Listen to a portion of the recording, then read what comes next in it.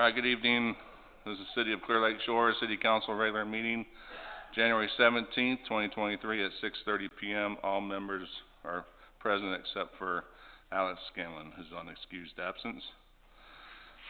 Item number 2 is pledge allegiance to the flag of the United States of America and to the Texas flag.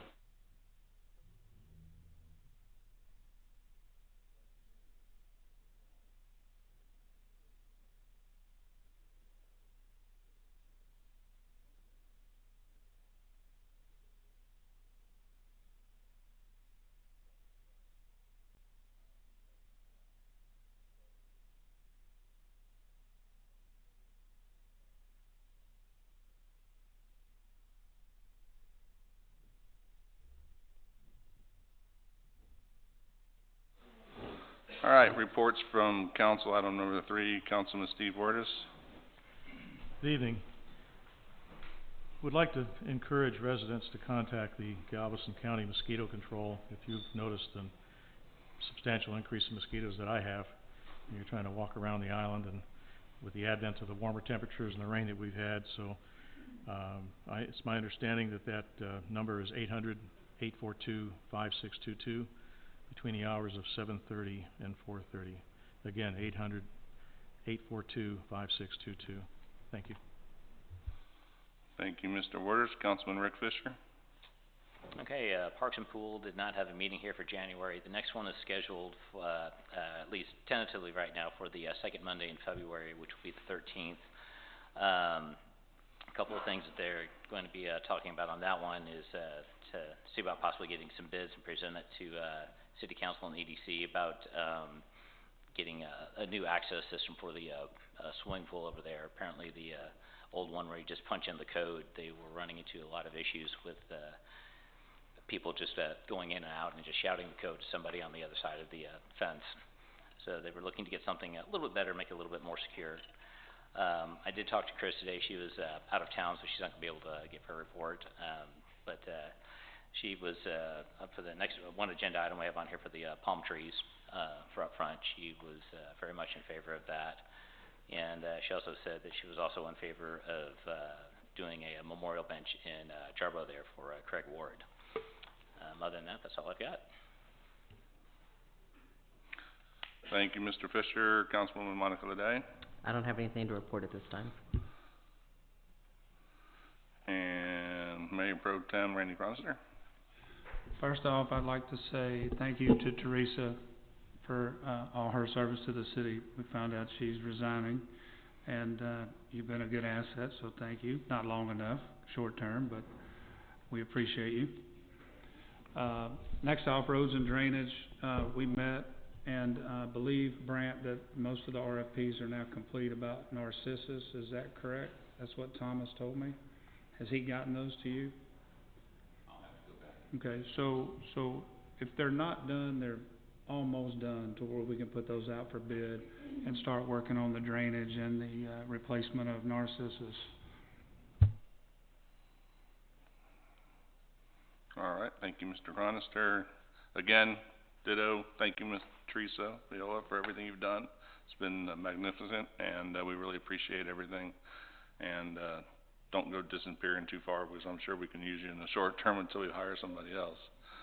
Just a reminder, we have elections coming up. You can sign up, one starting tomorrow through February 17th. There's 2 council positions, Leday and Wirtis, and then mayor, that is open for election. For item number 4, staff reports, Clear Lake Shores Kemah Volunteer Fire Department, Chief Robert Zuniga.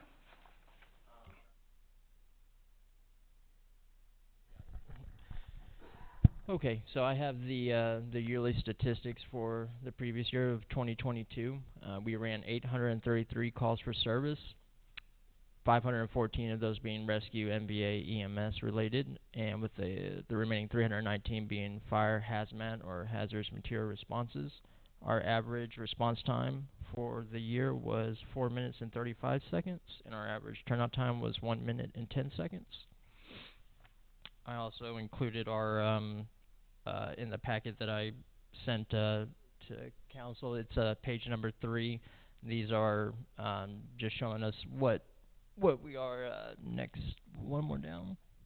correct. So I know it's zoomed in a little bit. Just the Texas and national are average, so we're actually averaging around 20% less than the rest of the state of Texas for the amount of first responder EMS calls we're running. So that's down from the previous year.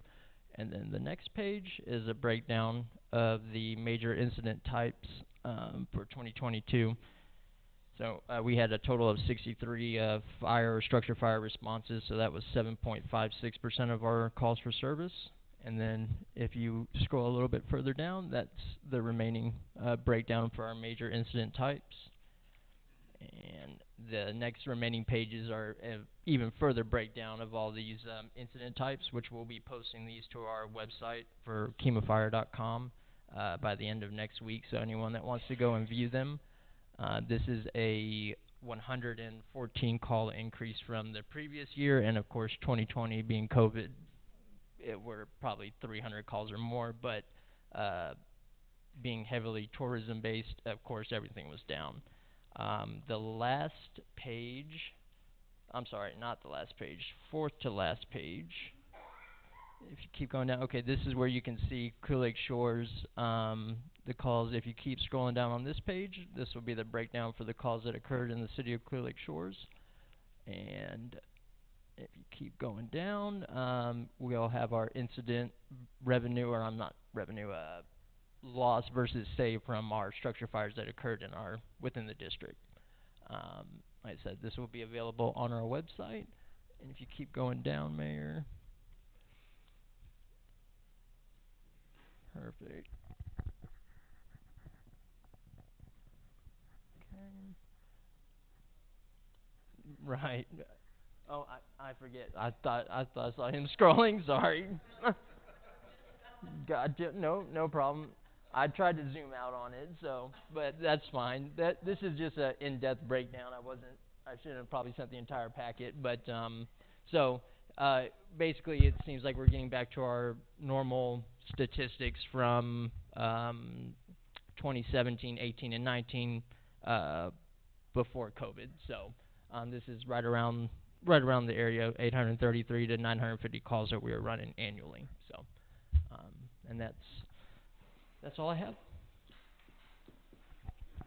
Well, thank you, Robert. I know also on top of that, you're holding to a 5-minute response to a fire and scene, and a 1-minute call out. So yep, and that's right where we're trying to aim, so we can maintain our ISO score and hopefully improve it within the next couple of years. So yep, that's going to be our goal to remain at, and then ensuring that we have the adequate number of personnel on scene, which we're now averaging 3 people on scene. So great. Yeah. Well, appreciate everything y'all do. Thank you. Thank you for keeping that ISO at 2 now. Yes. All right. Next is Galveston County Health District EMS Director Amy Weber. Good evening, everyone. I'm going to give you the stats from 2022. Kema, we had a total of, we're going to give you the total for the entire time we've been here since 2019. We've got 2,195 calls. The call volume for 2022, Kema was 732 calls. Clear Lake Shores, 107. Average response time is 5 minutes, 5 seconds. Let's see, and then we'll come to December, and I'll give you those numbers as well. Kema, we had 57 calls. Clear Lake Shores, 11. And our response time is 5 minutes and 51 seconds. Yeah. Thank you again for everything, and so you're back in working, kinda. Welcome back. Hope Almost. everything's going okay and you're recovering fine. Yes. Good to see you back. Thank you. All right. Next is the Police Department Interim Chief David Donaldson. Mayor, Council, we have nothing to report. All right. Thank you, Chief. And Interim City Administrator Brant Gary. Thank you, Mayor. Good evening, Mayor, members of Council, members of the public, and the staff in attendance. I wanted to provide some information, a few updates.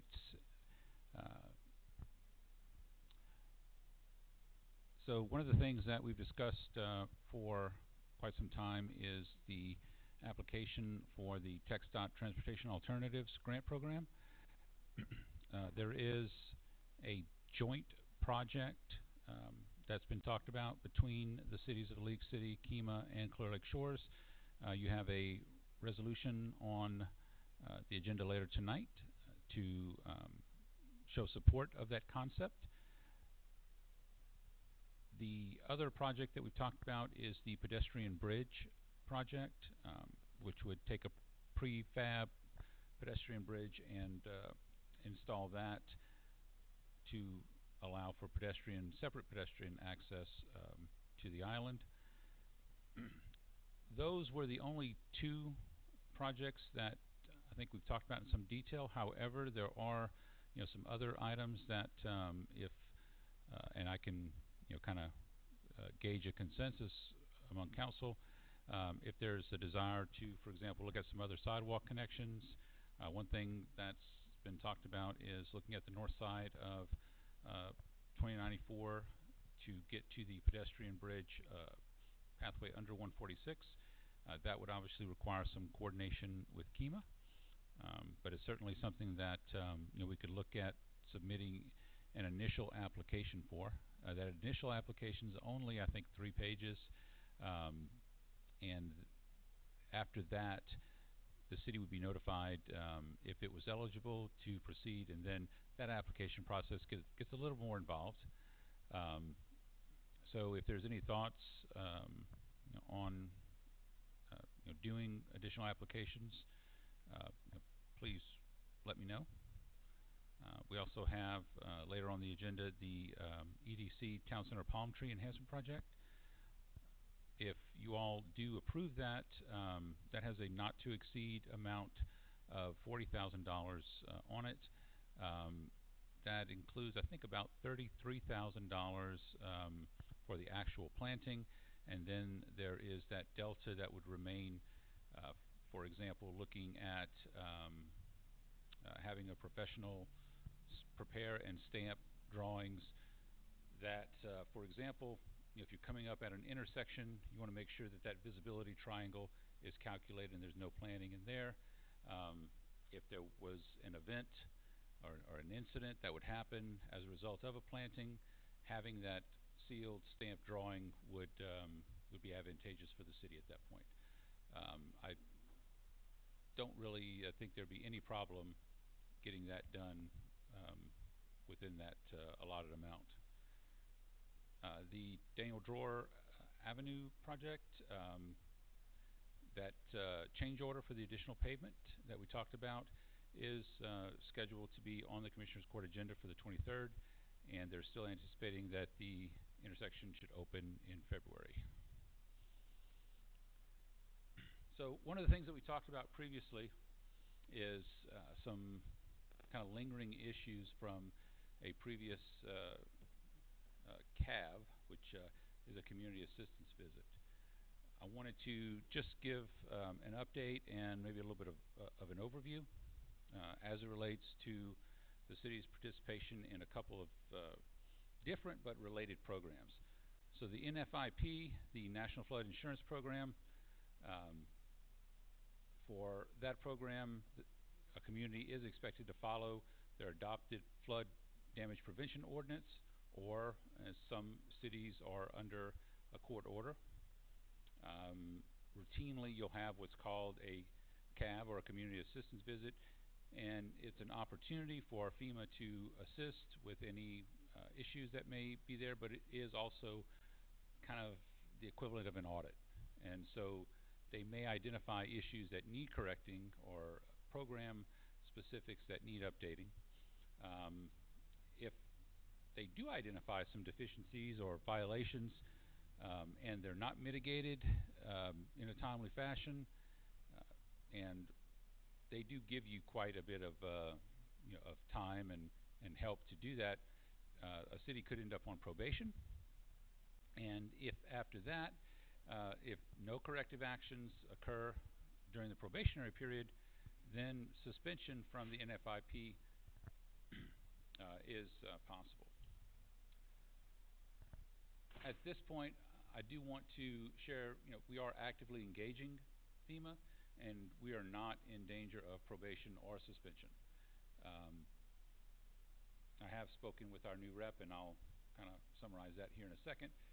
The community rating system. So you have the NFIP, and then you have the CRS.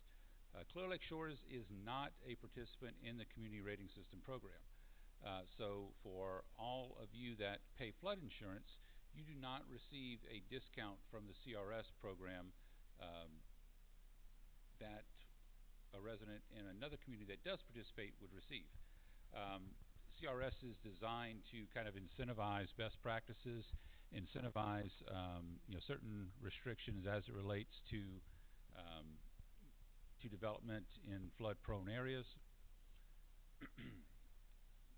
This adoption and adherence to these standards and practices it's all kind of measured on a point system. Depending on where you end up with those points, if you're in the program but you don't have the minimum amount of points for discount, you get 0% discount. If you then a 9, which is a 5%, all the way up to a 1, which would give a 50% discount. Community at most communities in the area are probably 6 or 7. 7 is probably probably a fair expectation. It's not that hard to get those points for most cities. Obviously, sometimes there are specifics that would play in, but getting that that 15 to 20% discount for participating cities is certainly doable. Once we complete the follow-up from our community assistance visit that's still open, the city would be able to join the CRS program after that has been completed. So once everything's completed, obviously the city could look at joining, look at the points available, and attempt to do that in order to get the discount for the policyholders in the community. So on the next page, I did speak with Mr. Brian Bartley, and he is our new representative or FEMA liaison relative to this open CAV from 2019. The city has responded to the previous requests, but as Mr. Bartley's been looking through the information, some of these items may still be outstanding, or there may be some more clarification that's needed.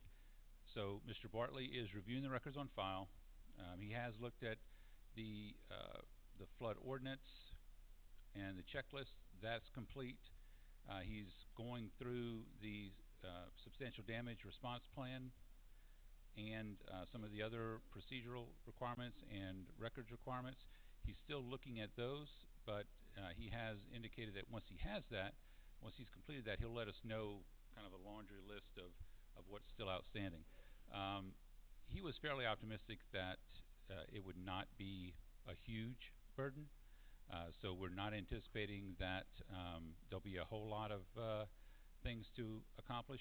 The question is going to be, if there's a record about a particular property that we don't have, or how do we get it, or what do we have to complete in order to meet that requirement. Mr. Bartley has indicated that he'll certainly work with us as we proceed. Once we have that list of items, if it does look like it'll be outside of what the staff can do, there are several firms in the area that can assist with that. So I would say once you have that list, you can discuss it, consider getting an outside contractor to help. And on the last slide, I wanted to just kind of update you all on the sales tax year-to-date for fiscal 23. As of, if you remember, in December, we were, I think, probably about $6 grand above where we were previously. The sales tax receipts that we received, the sales tax payment that we received in January is slightly below last year's. So right now, if you look at where you are year to date, you're about $2 grand behind last year. I would not say that's cause for concern at this point, but it needs to be monitored, and if you get to month 6, which will be about the time that you start looking at the budget, you get to month 6, you're behind by a certain point, or you're not where you need to be, at that point, I think it's worth having a conversation. Okay, where are we? What do we need to look at changing, if anything? And kind of how does that affect the rest of the fiscal year? So I said, you know, $2,000 is not anything to worry about right now, but there's a trend here, and I would certainly encourage you all to keep an eye on that and to take some action as you begin your budget process to make sure this fiscal year ends as it should. And that's all the information I have. I'm happy to answer any questions.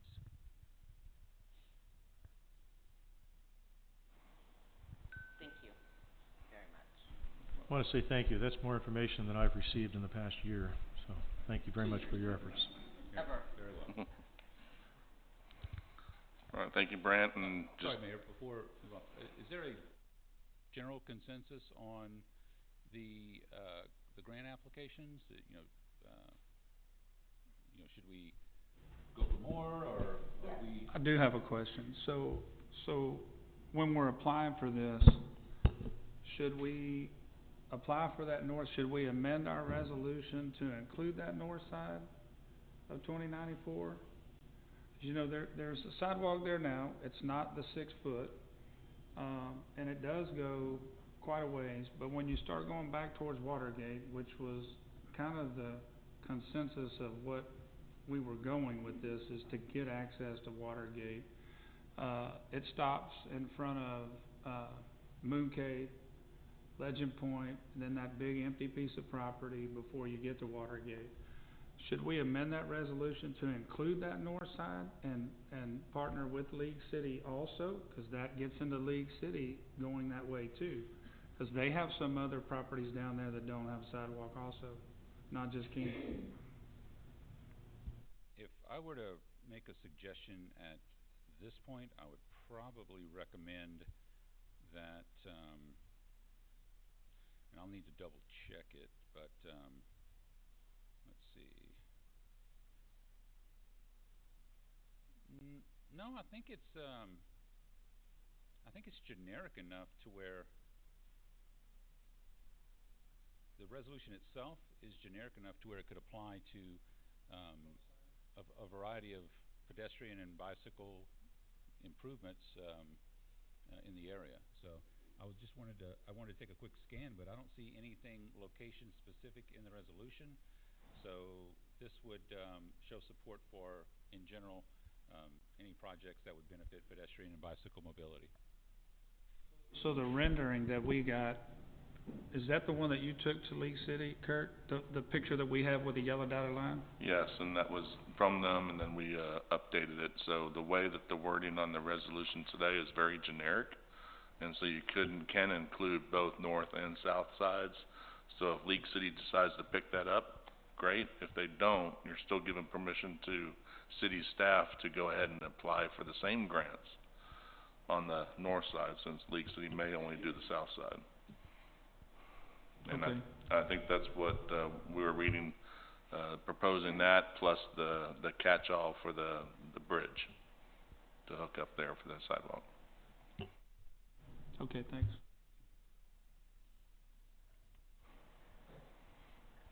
And I don't know if most of y'all know, but Mr. Brant Gary will be leaving us soon. He's agreed to stay on to the end of the month, and hopefully we'll have a full-time city administrator hired in by that time and have a little short transition period.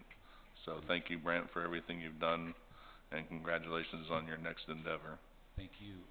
It's really been an honor to serve the community. You have a great city here, great people, and I really appreciate it. I hope that you know, what'll be 2 months here was helpful. So Thank you.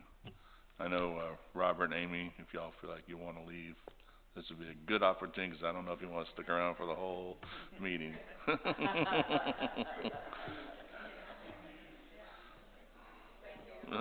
Thank you for coming out. No. Hey, on your way out, stop at Home Depot and buy something, so we can boost that sales. Get something for the fire truck and the ambulance. Thank y'all. Next is, item number 5, committee reports, Parks and Pool. Ms. Richardson's not here. You have anything else to add, Rick? No. Nope, I think that was about it. Okay. Roads and Drainage. All right, thank you. Zoning Board of Adjustments, Mr. Michalski. No reports for zoning board adjustments or planning and zoning. Thank you. And Waterfront Compliance. And if you could use the microphone, please.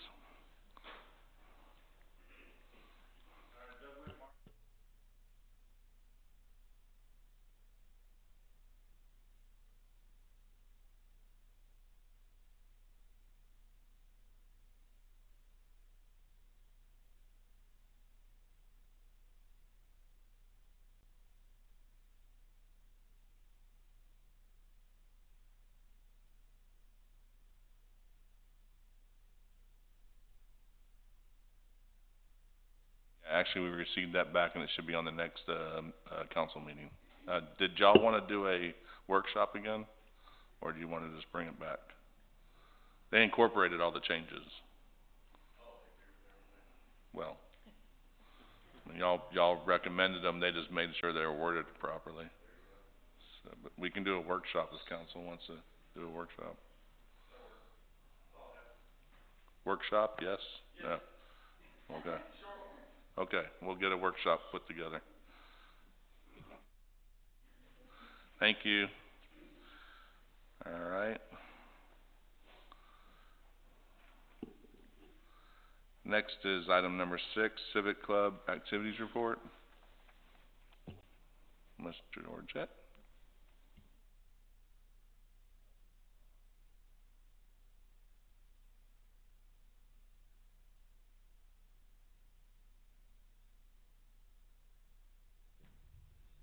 Can you hear me now? All right, thank you.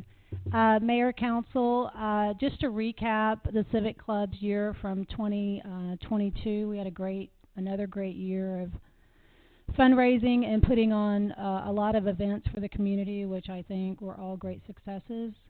The Civic Club also purchased the new blinds here in the clubhouse. We also purchased a new refrigerator for the kitchen area. In our last meeting last week, we set our budget for 2023 for all of our activities and our scholarship fund. We also set budgets for working with the city to purchase new replacement chairs for the clubhouse. We're also going to work with the city to work on restoring the floors in the clubhouse. Refinishing the floors in the clubhouse, following all historical guidelines necessary due to the age of the building. We're also going to replace, I know at least the faucet, perhaps the sink in the kitchen as it's needed. Our upcoming events, on February 11th, we have Man Cakes, which is a big community event. It's a fabulous breakfast if you've never been out. On February 18th, we have the Gumbo Cook-Off, headed up by Mark Thompson and put on by the Civic Club. We will have the golf cart parade that morning. There will not be a fun run this year. So we'll have the golf cart parade, and then the Gumbo Stroll will be down at Okies. And all the information will be going out soon, flyers, the Facebook pages, the Civic Club Constant Contact. And also, if any of the local businesses are interested in being a sponsor, that information will be going out soon as well. Thank you. Thank you, Ms. South. Appreciate everything the Civic Club does for our city. All right, next is item number 7, Economic Development Corporation. Mr. Boltinghouse. Mayor, Council, we had our regular monthly meeting last Tuesday, and we went over a number of things, including numerous agenda items that you guys are going to have later on, including the same resolution for the budget amendment. Also like to echo what you said about Brant. Thanks for helping us out. He helped us out a lot with EDC related activities also, including the alternative transportation grants. Also, one of our directors, Sean Dunnigan, resigned from the board. He had a change of career and did not have the time that he thought he needed to serve on the board. We recently had applications sent in a couple of months ago, so we went through some of those. And Susan Baker, who's here, I think she's on the agenda too. I spoke to her, and she shows strong interest to be on the board, and definitely qualified. And most items, I think, are on the agenda that will be discussed here a little bit later. Brent, is there going to be more talk on the transportation, or did we cover that? Okay. That's all I have. Thanks. Thank you, Johnny. Next is item number 8, public comments. At this time, any person with city-related business may speak to City Council. If the topic of discussion is related to an item on the agenda, the comments may be made now or at the time of agenda item is discussed. If the topic of discussion is not related to an item on the agenda, the City Council cannot deliberate or take any action at this time. Comments from the public should be limited to a maximum of 3 minutes per individual. Any discussion? Yes. State your name and address, please.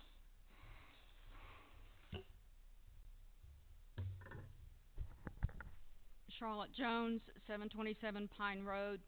Good evening to the council members, staff, committee members, and residents of Clear Lake Shores. Thank you for allowing me to address a situation that should concern all of us, and that situation is 2 signs in the yard of a neighbor 2 doors down. The first sign reads, "Worst Neighbors Ever, KS," and was posted sometime in December. The sign has faded, but it's still legible. I do not know the exact date because I was so shocked and disturbed that anyone would post such a sign. To me, it was a petty and juvenile action, and I ignored it for what it was. However, it seems to have escalated, and a more professional-looking sign has now appeared, adding to the first. The sign reads, "My neighbor is a Karen." I have read the sign ordinances and have been unable to determine if in any way it would apply to this situation. Most of the ordinance addresses commercial property and residential real estate advertising. Being new to the community, I'm not aware of any similar signs that may have appeared in our community that disparaged a family or a neighbor. As we built our new home, we became close friends with the residents on each side of us, and I know that attempts have been made to meet with this neighbor to try to resolve their concerns, but the efforts have been rebuffed. To my knowledge, the only concern has been loud music played, live bands and otherwise, late into the night beyond our 10 p.m. residential regulatory restrictions. In closing, this new sign has heightened my deep concern for the hate speak that has infiltrated our society. If there is not a part of the current ordinance that addresses this, I would like to see the sign ordinance expanded to discourage this type of neighbor-to-neighbor negative signage. The city has worked hard to have a public perception of a peaceful island paradise, and anyone visiting the island who sees these signs might question this perception of a secure and peaceful island paradise. Please contact me if you want pictures or want more information. Thank you. Thank you. If you can give a copy to Brant when you get a chance, and then also reach out to our police chief with the noise going on after 10 o'clock. They'll take care of it.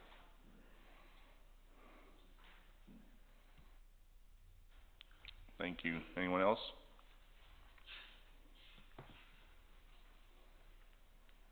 All right, we'll close the public comments. Item 9, consent agenda, old business. Item A, check register 1215 through 122822. And we'll put it all together. New business, items A, B, and C of the check register 1229 through 111. Council meeting minutes from 12/1 and council meeting minutes from January 3rd. Any items need to be pulled? Having none, any objection to the consent agenda? Having none, the consent agenda is accepted.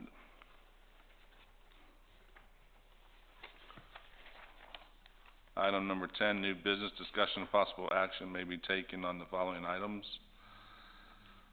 Item A is review and approve contract for election services between the City of Clear Lake Shores and Galveston County for Clear Lake Shores general election May 2023.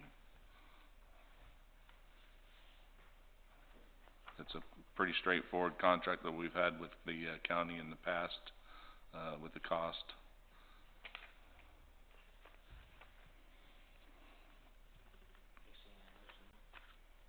Need a motion?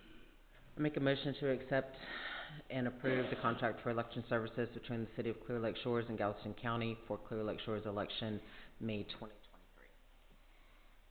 I'll second. Motion by Ms. Ledet, second by Mr. Cronister. Any discussion? Having none, all in favor, aye. Aye. Any opposed, nay. Having no nays, motion passes. Item B, approve installment agreement between the Clear Lake Shores Economic Development Corporation and the City of Clear Lake Shores for the reimbursement of payments from the purchase of 914 FM 2094 Clear Lake Shores, Texas 77565. This item was to clarify that the purchase is through the City of Clear Lake Shores as a title agreement, and that there's a installment agreement from EDC to pay the $50,000 per year over the 5 years. 6 years, sorry. I make a motion to approve the installment agreement between Clear Lake Shores EDC, or Economic Development Corporation, and the City of Clear Lake Shores for reimbursement of payments from the purchase of 914 FM 2095 Clear Lake Shores, Texas 77565. 2094. I'll second the motion. Yeah. Yes. You're good. Motion by Ms. Ledet, second by Mr. Wordus. Discussion? I just have one question. So I'm trying to wrap my head around this. So we're here doing this resolution, and is that because the EDC cannot own the property? Is that why it's coming back to the city? Help me understand. So the Type B EDC can own the property, but what it gets into a problem with, from what I understand, and also talking to Lauren, is the maintenance of the said property. So then you're commingling funds from the city back to maintain the property. So it's cleaner to keep it in the city title, and then eventually when it's paid off, just like the Lee property, you can move it over to the Plaza 1006 Corporation. Mayor, if I may. Typically, if an EDC purchases a property, it's done for a specific economic development reason. For example, business recruitment, making something available in order to attract an employer, that sort of thing. The ongoing ownership of a facility is not something that I've seen, and certainly I wouldn't recommend. So I think in this instance, I think this is probably the cleanest way to accomplish the goal. And you can spend future funds that you haven't received yet? Maybe see that, I was the president, I don't remember you ever do that. Oh, Johnny's here. What's the question? Can you spend future funds that haven't been accumulated yet? They haven't been accumulated. So you have the money, you're just committing the money now for 5 years. Correct.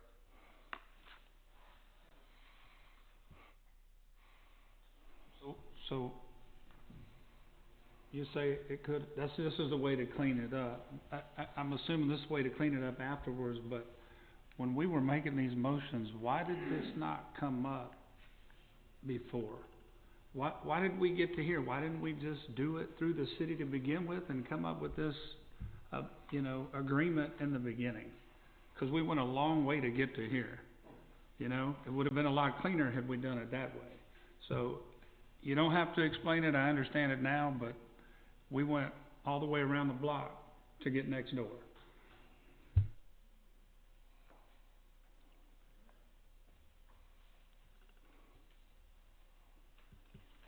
Any Any further discussion? Having none, all in favor, aye. Any opposed, nay. None, motion passes.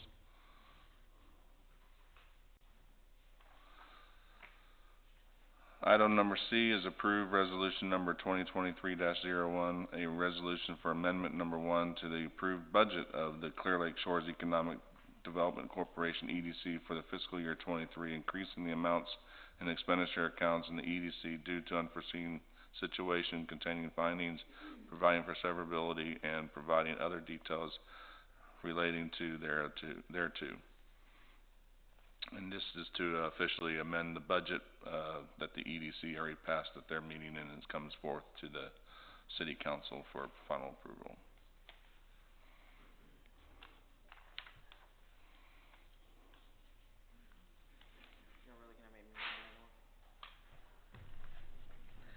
I make a motion to approve resolution 2023-01, a resolution for amendment number 1 to approve the budget of Clear Lake Shores Economic Development Corporation for the fiscal year 2023, increasing the amounts and expenditure accounts of the EDC due to unforeseen situations containing findings, providing for severability, and providing other details relating thereto.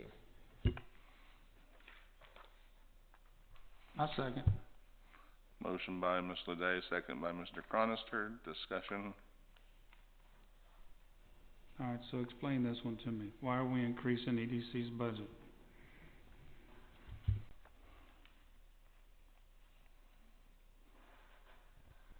It's not technically an increase, it's a change from the $50,000 being an expenditure to a transfer.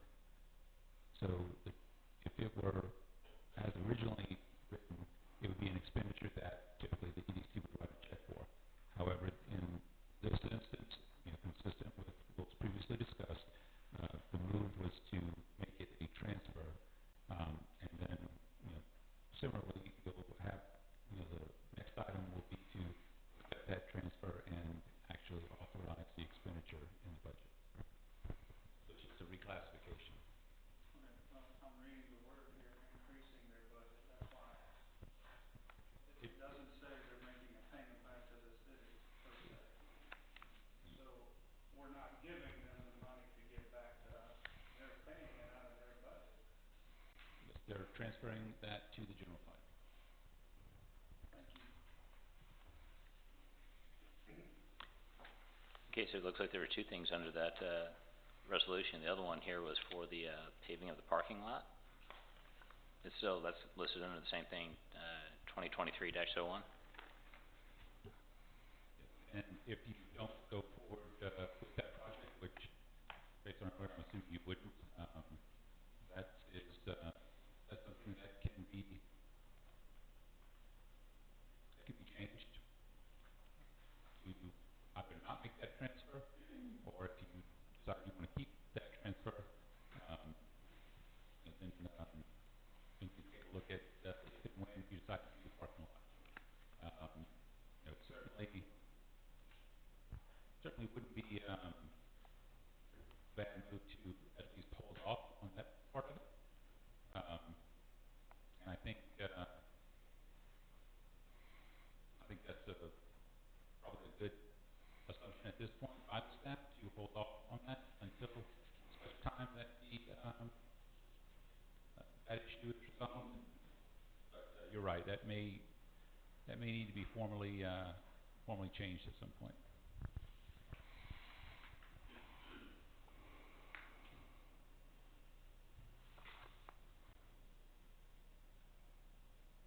Any further discussion? Having none, all in favor, aye. Alright, and against, nay? Should we be doing an amended So, motion yeah, on I that? think we need to amend the motion to include the transfer is fine, but the parking lot not. But how do I amend that motion? You can 'Cause aren't amend they- the motion. You can ask staff to amend the motion to remove the parking lot, is that what you're wanting? Yeah. Yeah, you can do that and still approve it with that amendment. So I amend my motion to have the staff remove the parking lot, but we're good with the transfer for the purchase For the property. of the property. Alright. Amended the motion, Monica Leday, and second by Cronister, to approve the resolution number 2023-01, except with one change to remove the portion of funding for paving of the parking lot, but still to include the purchase of the property. Any discussion? Having none, all in favor, aye? Aye. Any opposed, nay? Having none, motion passes. Alright, item D, approve ordinance number 2023-01, an ordinance adopting amendment number 1 to the approved budget of Clear Lake Shores, Texas, for the fiscal year 23, increasing the amounts in expenditure accounts of the general fund due to unforeseen situations, containing findings, providing for severability, and providing other details relating thereto.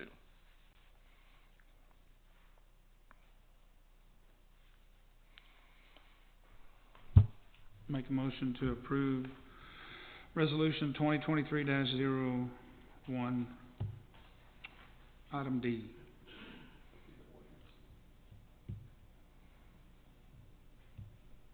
I second, I guess, or is this, Should be 23-02, shouldn't it? Yeah, Yeah. 'cause the other one's a resolution. I'm sorry, the ordinance 2023-01, item D. Okay. Motion by Mr. Cronister, second by Mrs. Leday. Any discussion?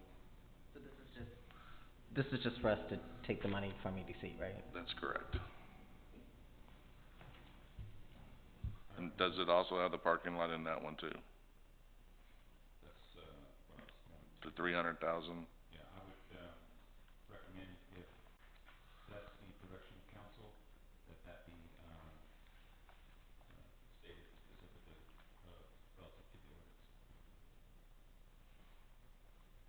Okay, I amend my motion to approve item D, ordinance 2023-01, to,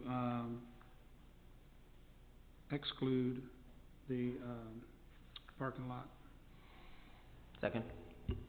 Motion again by Mr. Cronister, second by Ms. Leday, to approve the ordinance number 2023-01 with amendment to remove the 300K budget item.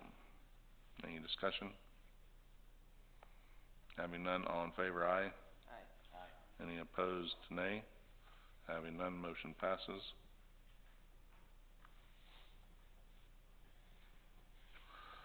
Alright, item E.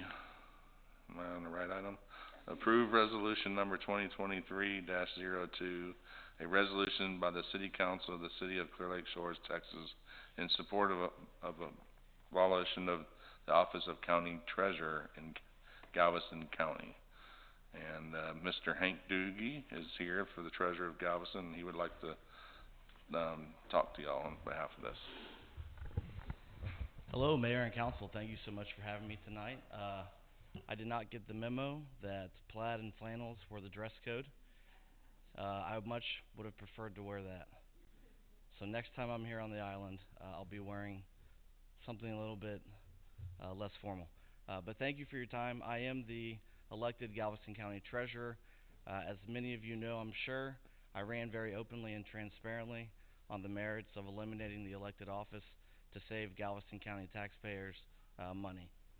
9 other counties in the state of Texas have already eliminated their their county treasurer position. The state of Texas eliminated the state treasurer's office. No city in the state of Texas has an elected treasurer.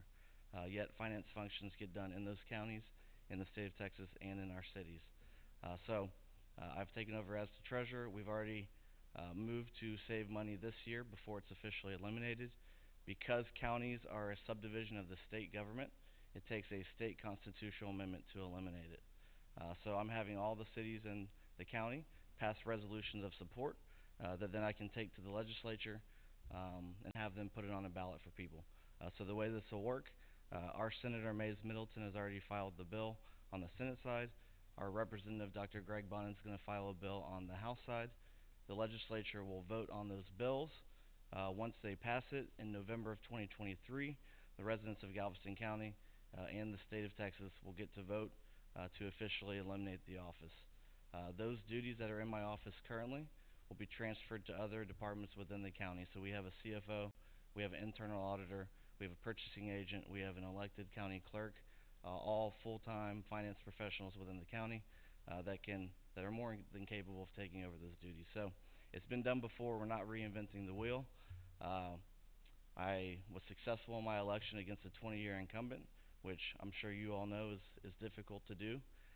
And I was very clear with my purpose.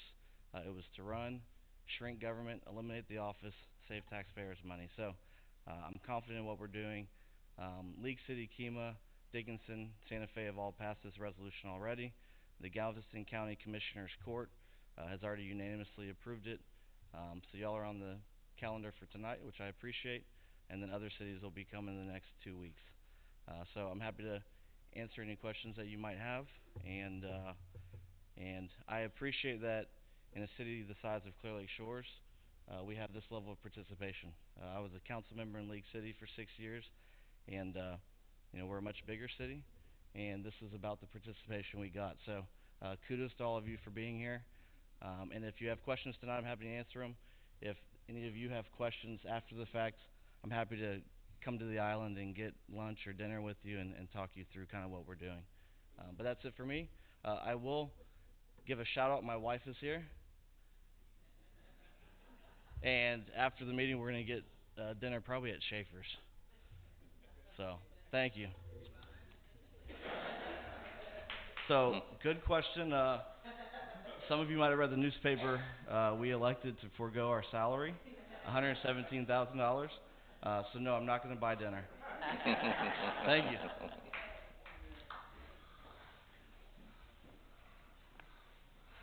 All right, can I get a motion? I'll make a motion. Oh. All right. No problem. I'll make a motion that we approve resolution number 2023-3, resolution supporting the joint submission of grant application to the Textile Transportation. Oops, sorry, wrong one. 02. Item E. See, I'm ahead of myself here. My apologies. Okay, let's make a motion to approve resolution 2023-02, resolution by the City Council of the City of Clear Lake Shores, Texas, in support of the abolition of the Office of County Treasurer in Galveston County. A second. Motion by Mr. Fisher, second by Ms. Leday. Discussion? Yes, so it's my understanding then that the Commissioners Court will have the final say where the duties go by the abolition of this position? Yes, sir. So state code says that once an office is abolished, those duties will be moved to other departments, decided by the County Commissioners Court. So that's a county judge and 4 commissioners. They're the policy setters of the county, and they're elected, and they will determine where they go. Those 9 counties that have already done it have done it in a variety of ways. I think here in Galveston County, we'll probably move it to the CFO, internal auditor, and the clerk. But it'll be up to the Commissioners Court to decide where those go. So in addition to this being a cost-saving measure of about $500,000, I believe, a year, Right. It will also provide more accountability. If I understood correctly, the elected position did not have much in the way of requirements for an individual to oversee, whereas if it's overseen by the Commissioners Court, there'll be there are certain requirements that have to be met, such as 2 years of accounting experience, blah blah blah. Is that correct? Yeah, so typically in bookkeeping, it's not political or policy heavy field. So you need someone that is a trained finance professional who's going to be in charge of those duties. When you hire an employee as a CFO of a county, there's a long vetting process, and typically you hire someone that has, you know, degrees and accounting experience, and that's what I would expect the Commissioners Court to do. We currently have a very capable CFO currently. So to your point, it's very difficult to hold an elected official accountable if they mess up or fail. You have to do it by way of an election. and elections only come every 4 years. If an employee messes up, the employee can be held accountable immediately. So I think that's the point you were making. Thank you. Thank you, sir.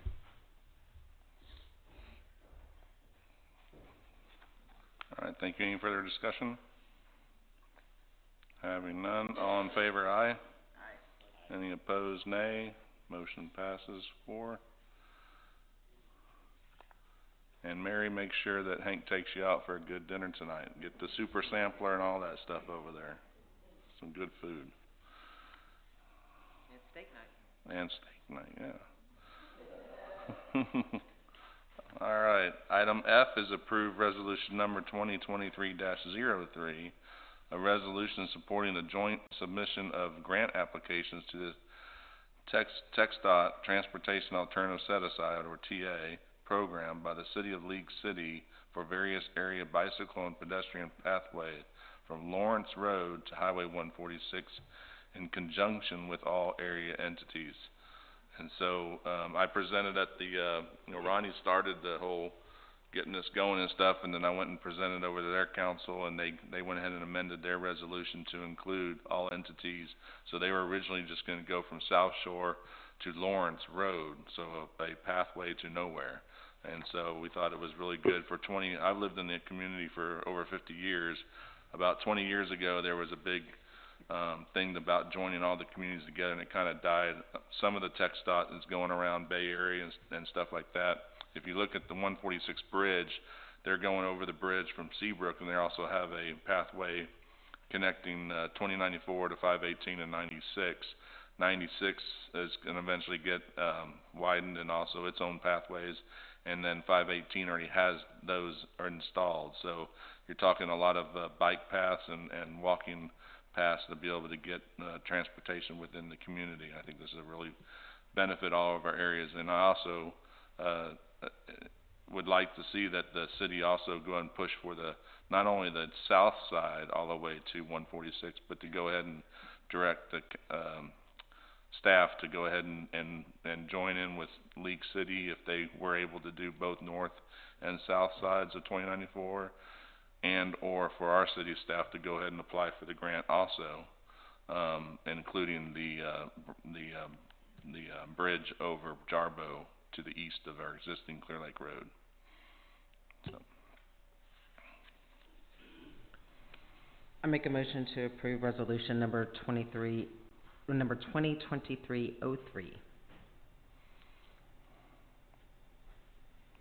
I'll second. Motion by Ms. Leday, second by Mr. Fisher. Discussion? And I do agree that we should push for you to do the north side. I don't know about everybody else, but. Mayor, in an abundance of caution, it might be worth an amendment to the title to say for various area bicycle and pedestrian pathway improvements to include Lawrence Road to Highway 146 in conjunction with all city and county entities. So you have to amend your motion for that. All right, I make a motion to amend my motion to approve resolution 2023-03 to add the verbiage pedestrian pathway improvements from Lawrence Road to Highway 146 in conjunction with all other entities. You got that, Christie? I'll second it. Is that good, Brent? I think so. For various area bicycle and pedestrian pathway improvements, including? Is that what? Yes. Okay, yes. Pathways including. All right, so if I remember, we got a first and a second approved resolution number 2023-03, resolution supporting the joint submission of grant applications for TxDOT TA program, the City of League City, and various area bicycle and pedestrian pathway improvements, including from Florence Road to Highway 146 in conjunction with all area entities. Any further discussion? Oh, sorry. Yep. Can we have you come to the microphone, please? We have a motion. Oh. Yeah, I'm sorry, we already have an motion on the floor, so we have to stop there. Yep. Can I pull my motion so they can see? Well, I thought discussion came after the second. After you made the motion. Yep, you're right. I just repeated the item, you're right, so discussion, please, thanks.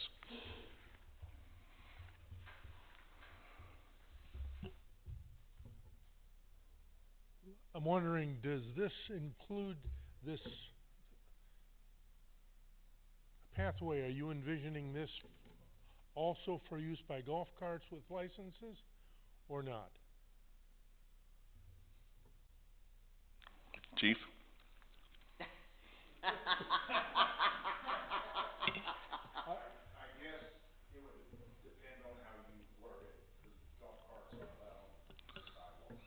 So, per the state law, it's governed as a sidewalk with pedestrians and bicycles, so motorized vehicles are not supposed to be on it.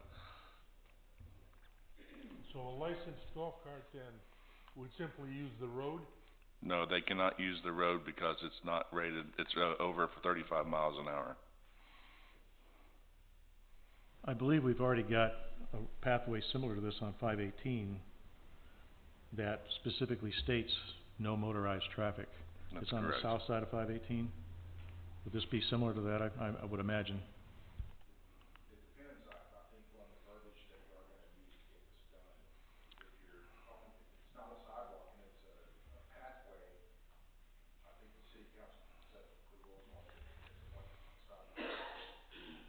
If the majority of it on either side is gonna be for pedestrians and bicycles only, and we allow it for golf carts, I'm concerned about the potential liability we could have by allowing golf carts on said road with pedestrians and bicycles.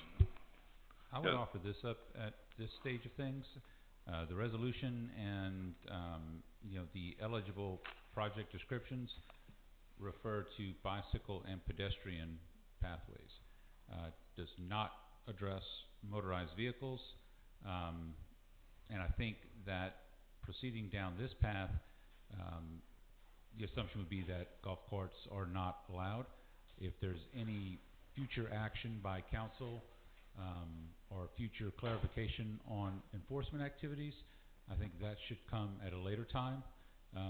But my interpretation of the eligible projects, as well as the resolution, would be at this time, they are bicycle and pedestrian only.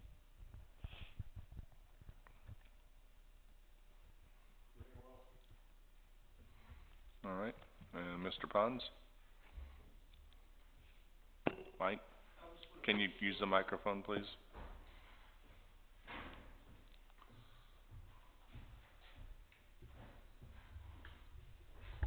Good evening, Michael Pons, 120 East Shore Drive. We've been working on this pathway to Watergate for 10 years. And I want to make sure that the way this resolution is worded, that it's going to include the verbiage of north side of 2094 from Admiralty Way all the way to 146, and then going under the bridge to connect to that pathway on the bridge.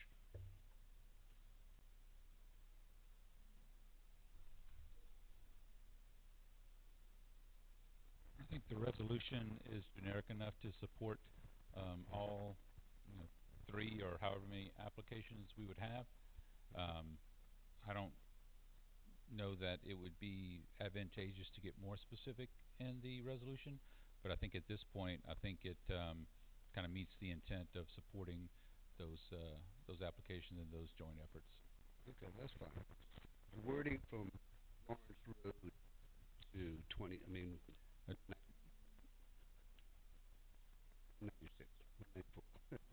Yeah, Lawrence Road to 146. Yeah. Yep. That was thrown, yeah. As long as we're okay for applying on. And then also Watergate all the way to 146, yes. Okay. Staff, take note of that, please, and make sure that includes that in the applications.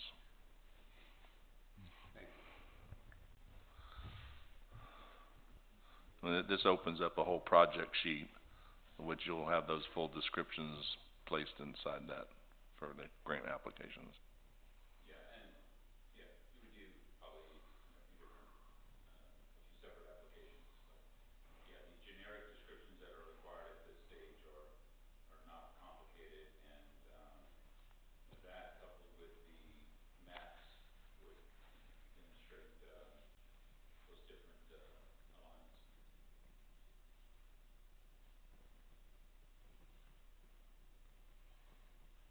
All right, any further discussion?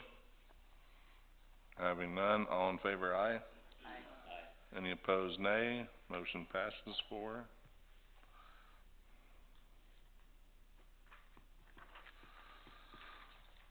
Item G is consider of an appointment to fill a vacancy on the board of the City of Clear Lake Shores Economic Development Corporation, and we have Susan Baker as being recommended. Make a motion to appoint Susan Baker to the EDC. A second. Mr. Cronister, motion, second by Ms. Leday. Discussion? Having none, all in favor, aye. Aye. Any opposed, nay. Having none, motion passes 4-0. Item H is consider to approve the use of up to $40,000 of budgeted EDC funds for the approved EDC project to provide for palm trees in the town center area. Brant?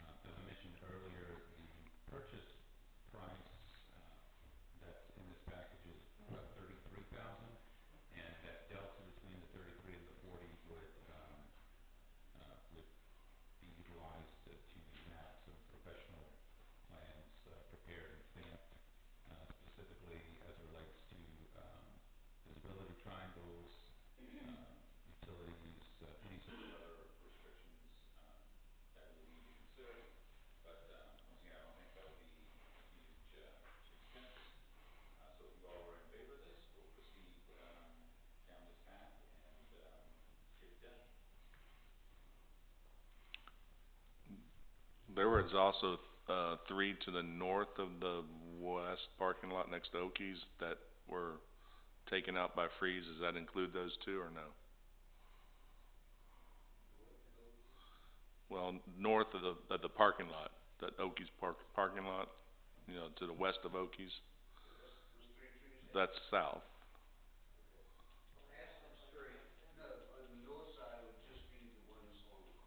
Okay. Yeah, there was 3 other ones on the other end of the parking lot too. Yes.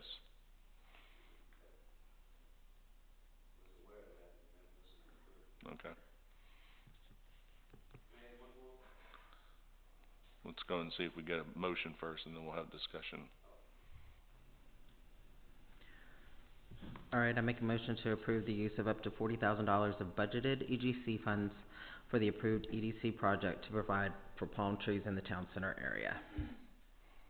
I'll second. Motion by Ms. Leday, second by Mr. Wurtis. Council discussion? Mr. Just Fox?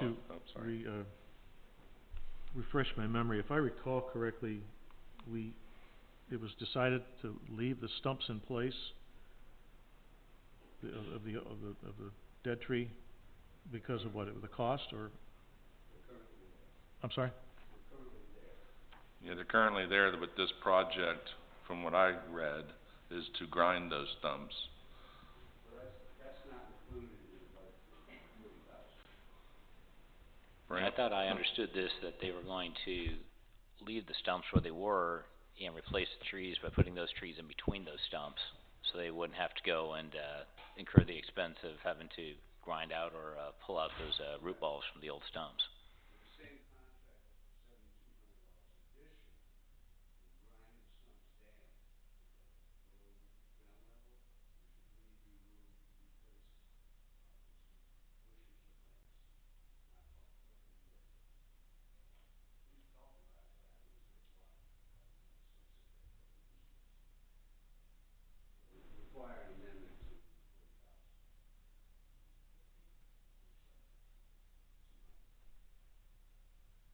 Wait a minute, this is for 32.9, and we're considering approval of 40,000.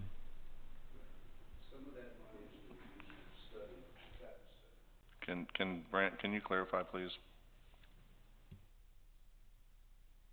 Which part, the delta between the proposal and? The whole thing. What's for the plants versus a study I'm hearing now, and then there was grinding involved with the quotes. The option for grinding was not included in what the EDC adopted. What you have in front of you is the proposal for 18 palms, 14 of the Texas sable palms, and then 4 of the Pindo palms. The stump grinding was not included. If that is something that that council would like to do, separate requests can be made to the EDC to add that in, or council can look at the existing city budget to supplement that. Let's see, if it's 33,000, that could be done. That could be done via change order if need be. It doesn't exceed 25%, which would be about 8,000 and change. So if it's, you said it was 7,000 something? 7,200. Yeah, you could do that via change order as well. But it is not included in what was adopted by EDC. The delta between the 40 and the 33 and change is for professional services to provide a plan that would look at the sightline requirements for traffic, as well as potential utility conflicts or other restrictions that might help to determine the exact locations. Do the dead trees present any hazard to citizens or traffic at this time? I'm sorry, I didn't hear the first part. The trees that are they already ground down? The trees are still existing, or have they been cut down to a certain point at this point? No, all of those stumps are already there still from when we originally cut all those trees down from the freeze before. So those stumps are still there because those costs were pretty high to remove those at the time. So we elected to leave those.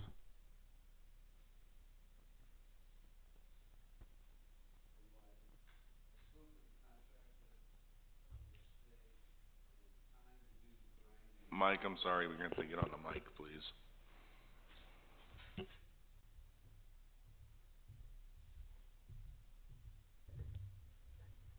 Do I have to say who I am again? I spoke with the contractor about when we should grind the stumps. He said it should be done at the same time they put in the trees, because they grind on one side, put them in the other side. If it's a separate date, it would increase the cost with bringing crews in and out. So we'd do it, if we're going to do it at the same time. That's all.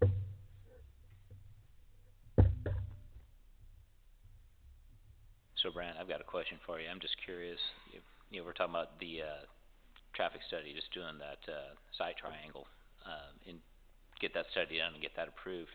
Do you have, just any idea about, what that would run to get, I'm obviously ballpark. Realistically, it's just a math problem. Showing that on a base map,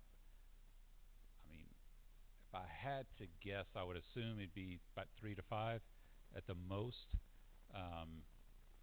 Might push up against the 40 if we have to do anything with utilities, but with the base maps being provided, it's just a math problem for the line of sight, for the site triangle. I really think ought to be able to get that done for less than 5. Who actually would do that study and give us the stamp of approval for doing that? I'm sorry, you would Who actually would do that, that an project engineer. as far as, approving it and Yeah. doing the study? An engineering firm. Chances are it'd be best to have a firm that had a landscape architect on staff as well as a traffic engineer, to where you cover all those bases. And there's several firms that we could call. Johnny, Yes, is there room in y'all's budget to do the dig out? absolutely. Shut it.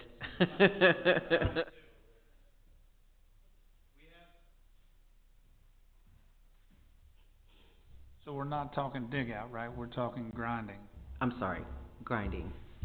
Yes, there is room in the budget, and the reason why it wasn't approved before is a quote wasn't received before our meeting to put in the agenda packet. Otherwise, we probably would've just had it at 45,000 or whatever it would to do everything. So if we pass this right now for 40,000, a change order can, If not, we can take care of it at our next meeting, or we can even have a special meeting to amend it very quickly. That shouldn't be a problem. And Perfect. also, we've had in our budget to replace these every year since the freeze. So we have I think it's $100,000 line item for general town center, parking lot improvements, and even lists landscaping is one of the items on there. So this has long been listed. yeah, I knew it was there for a while, but I didn't know if something had changed. Cool, thank you, sir. Yep.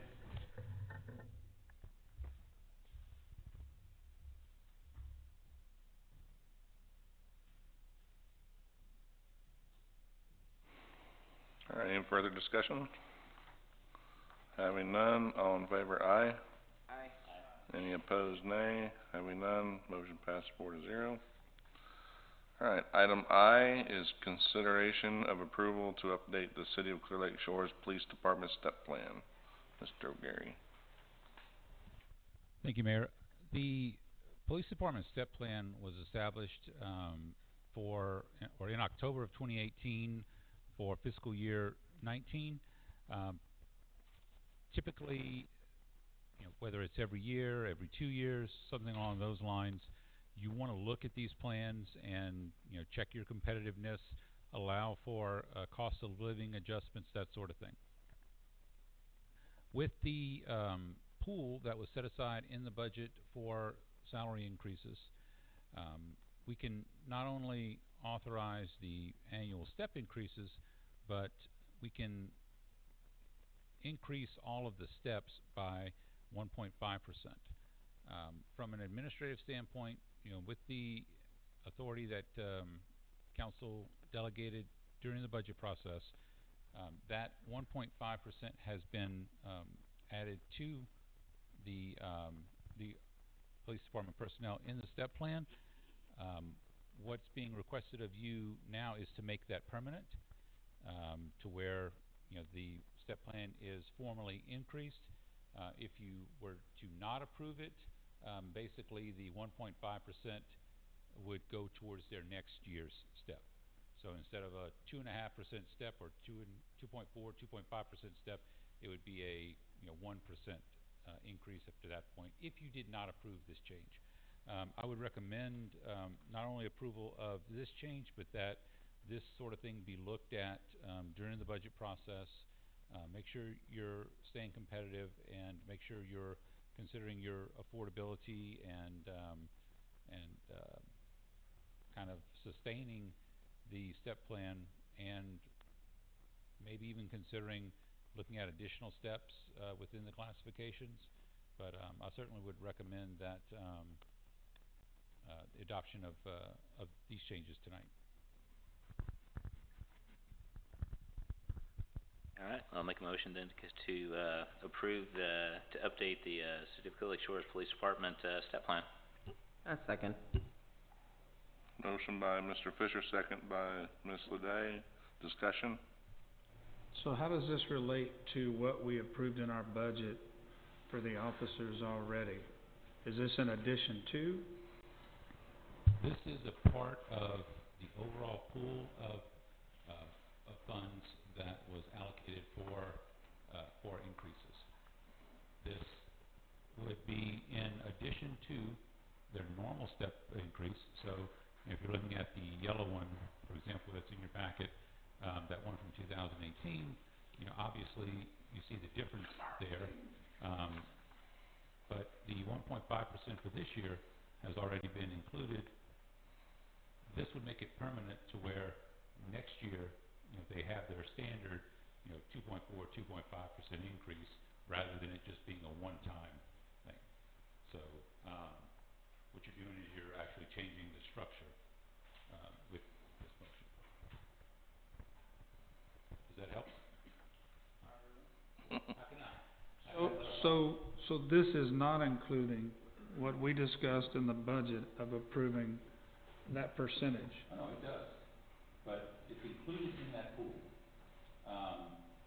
What it doesn't address is next year. So the question, the real question that you have before you tonight is, do you want to make this change permanent? If you do, then what that means is the normal steps would continue next year, where it's like approximately 2.5%.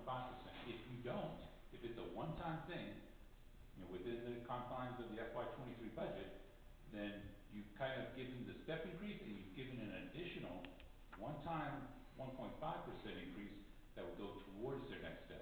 I got you. Okay, that was better.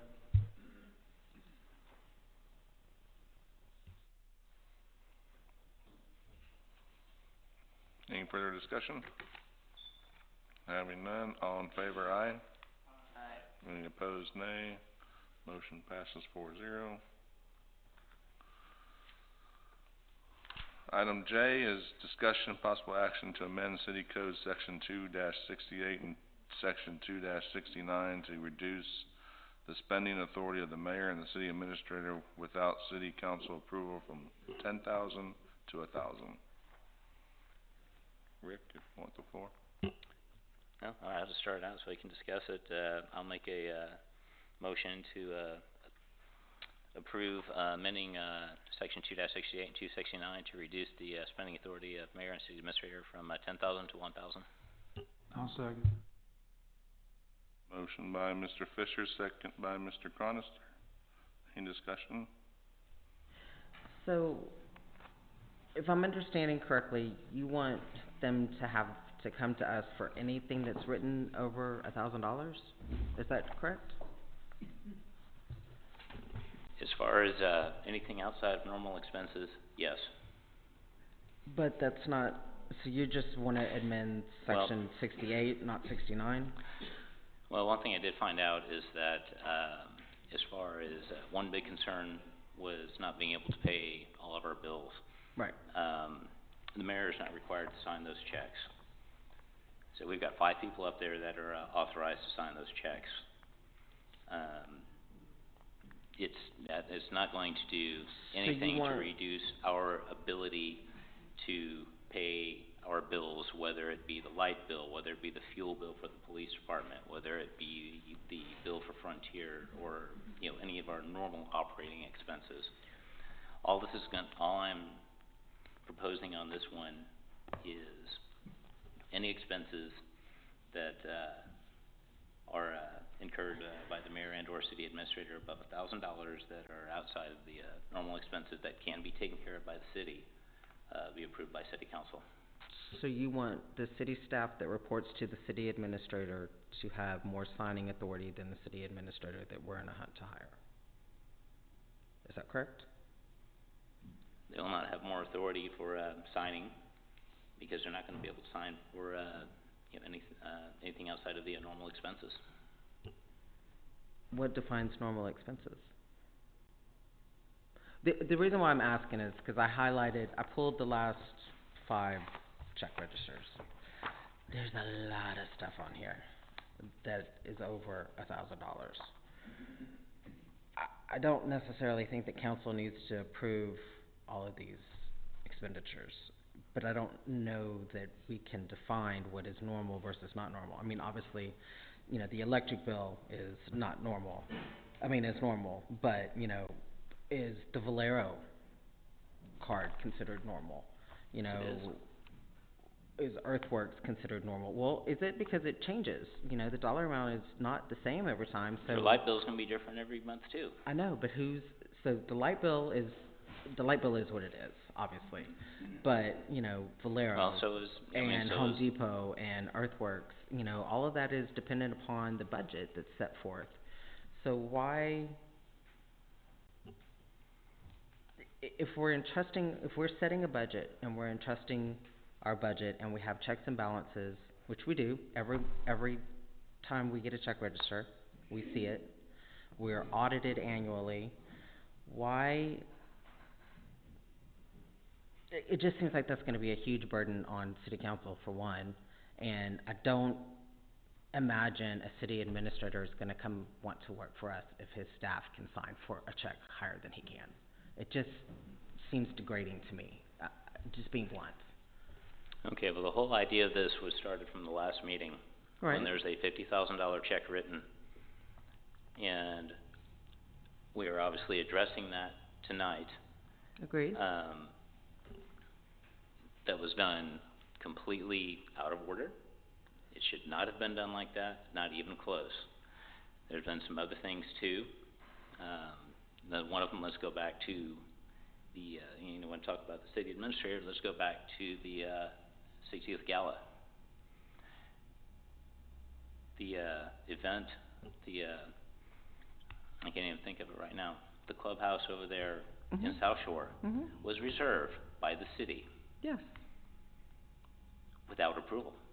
We did not approve that. We did approve that. No, we did not approve that. We approved a dollar amount for it. That's right. Do you remember what the dollar amount was? Not off the top of my head, no. $2,000. Okay. Do you know what it cost to reserve that place? No. It was more than $2,000. Okay. No, well then why is it that, when it was called out, We have the motion. we did the motion. We did the motion, yeah. Then why isn't, when that was called out, the city had to pull out of that agreement and the Civic Club had to take over for it? I think the city had already said we would spend $2,000, and that's what was spent. And then the Civic Club always agreed that they were gonna do the rest, because it was to be self-funded. The event itself was to be self-funded.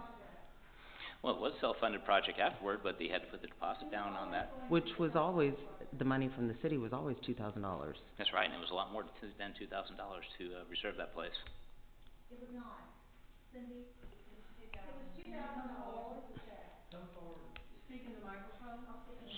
So if I remember right, Kurt brought this to city council and we approved the amount that he wanted for the 60th anniversary signs.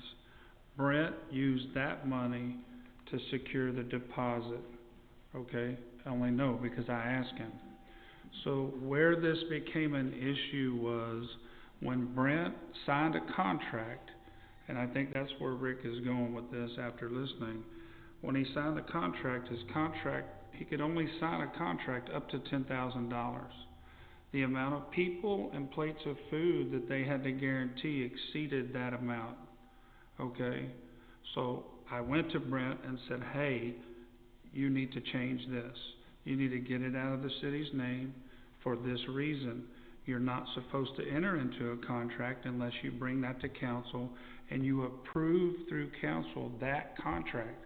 The $2,000 wasn't approved to put a deposit anywhere. The $2,000 was approved by the signs that go around the city. Okay, we could probably look that up in the meeting, I'm pretty sure of that. But I think that's where he's going with this, is the contractual things outside of the city daily expenditures. Is that not what I'm hearing you say? Absolutely. Because the $10,000 is that. When I read this and it says the $10,000, the mayor and the city administrator can enter into contracts up to $10,000. I don't think this has anything to do with daily expenditures. I mean, that's how I'm reading this. You're reading it correctly, absolutely. So again, what are you looking to I'm just amend? looking Section 68 or Section 69 or both? I mean, there's a lot that goes with 68, but you've got 68 and 69 on the That's true, and amendment. then again, after looking at it, so At this point, actually, I would like to amend my motion to amend, City Ordinance -268, spending authority of the, mayor and the, city administrator, to sign checks and into agreements, from $10,000 to $1,000 without city council approval.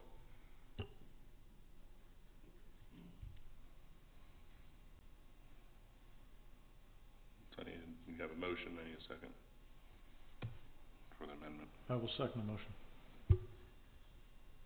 All right, motion by Mr. Fisher, seconded by Mr. Wardis on the amendment to only apply to section 2.68, is that correct?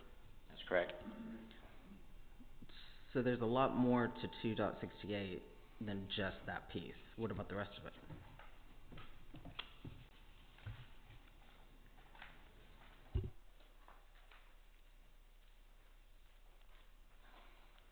And I don't know if staff the- has any input. No, the only thing that, is just the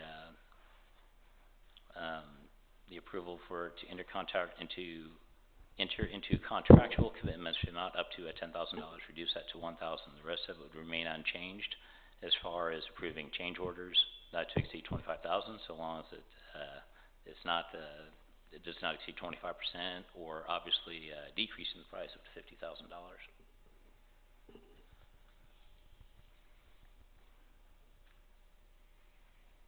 And then you're dropping the whole 69. Correct.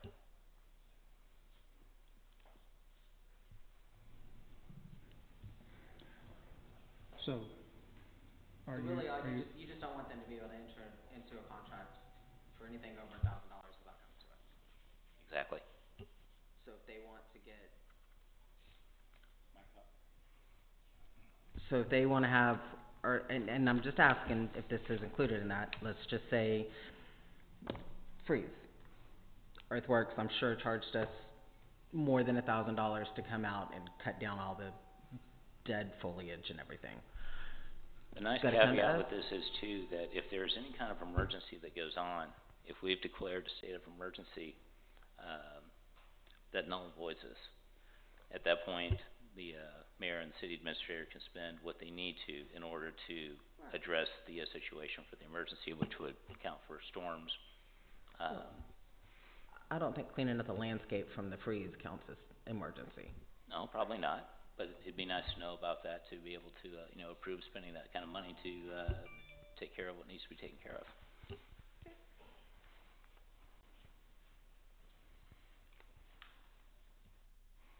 So Brant, do you have anything to add? I can certainly weigh in from kind of an administrative standpoint. Obviously, in all cities, there are limits as to what staff can and can't do. I think when you look at the practicality of what's being discussed, it would complicate things. There's no doubt. Now, that's certainly within council's purview. I don't want to make any contention otherwise. Where I've always seen the best opportunity is in that part of the first sentence where it's after the $10,000 amount that says, provided adequate funds have been approved in the budget of the city. If there are contracts and agreements that are there to, 10,000 or under, to implement the budget, I guess the question would be, is that something that is an issue? Give you a good example. What we just talked about relative to the EDC item. There was no formal approval of an agreement. However,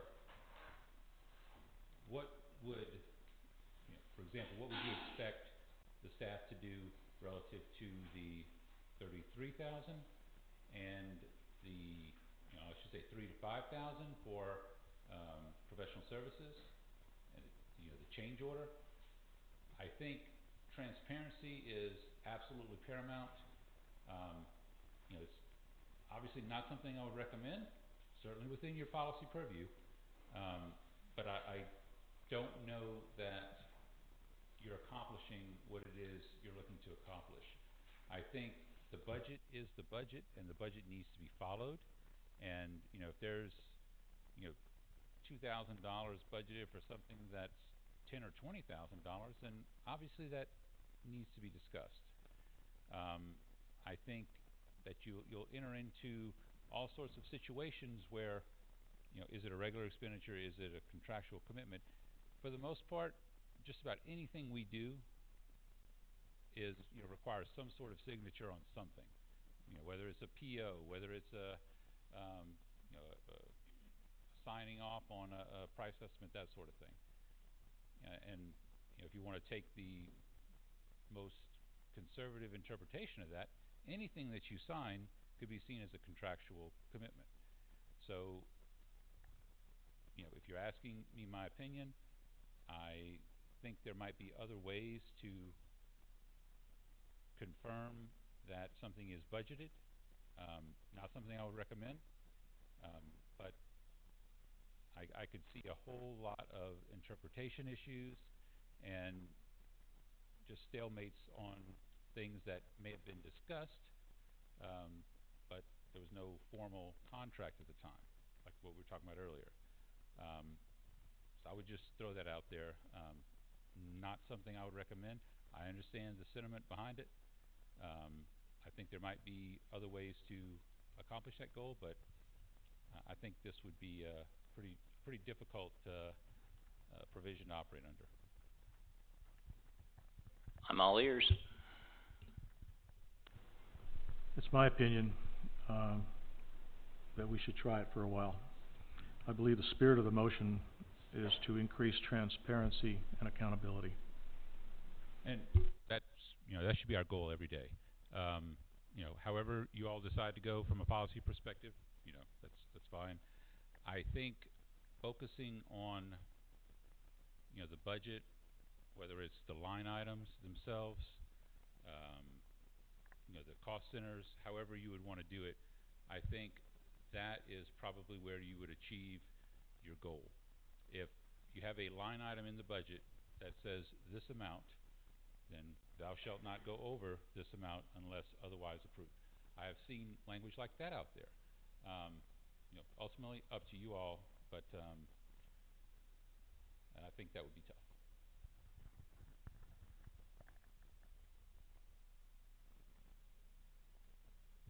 So, what's wrong with having to come back to council and ask for permission instead of forgiveness, like we just did? Explain that to me.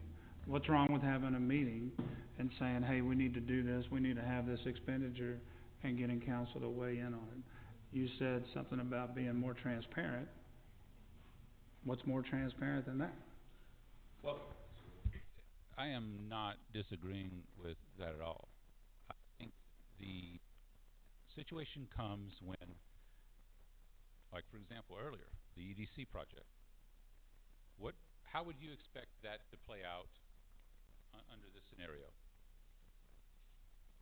So you could easily go back and get the EDC to bring something else to council and amend that to do that $7,000 amendment. You know, they didn't have everything together when we brought this to council. I'm sorry, let me But no, you're talking about the $7,000 to do the study, right? Yeah, the 3 to 5,000. The 3 to 5, whatever it's going to be. For the professional services. Now at this point, that's a whole separate agreement, so it's got to come back to council with the official person's name that we're going to write the check to. It'd be just like getting As approval for opposed any other to- contract that we're going to do. But we Yeah, just what- approved it. We just approved $40,000 for it, but we didn't approve it to a specific person. So that piece of that pie is gonna have to come back to us. So they can't go in, they, basically, at a minimum, it's gonna be, or at a minimum, it's gonna be 2 weeks before they can even move forward on that piece. And that's how I would interpret it, and, you know, I don't, you know, once again, I give you my opinion, you know, it is what it is. If that's your policy intent, that it play out like that, then, you know, I think that's I think it'd be just like doing any other project, though. Normally, if we do a project, we're gonna get at least 3 bids, if not For more. EDC. Not for EDC. Well, not for EDC, but I'm just talking in general. Not for professional services in this particular So, instance. we could just just find out what it's gonna cost, who's gonna do it, bring it back. Okay, if that's your policy intent, that's perfectly fine. You can accomplish it that way. From an operational standpoint, not something I would recommend, but certainly within your purview. And, I just wanted to use that as an example to explain kind of how that would work, especially relative to something that we just talked about. So tonight was to enter into, like this, for instance, contract for the palm trees, but for the study for the visual site thing would have to come back to council still. Okay. I think that's right.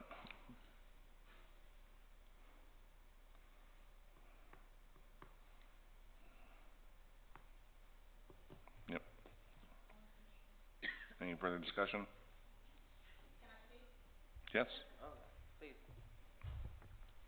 Georgette South, 133 East Shore.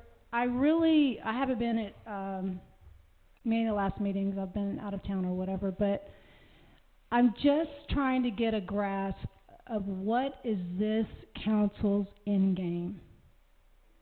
Because I do not see that it is in the best interest of this city. At the present, you guys are trying to implement policies and procedure, legislation, which is undermining to City Hall, in my opinion. In my professional opinion, as a business owner, and in my personal opinion, you cannot continue to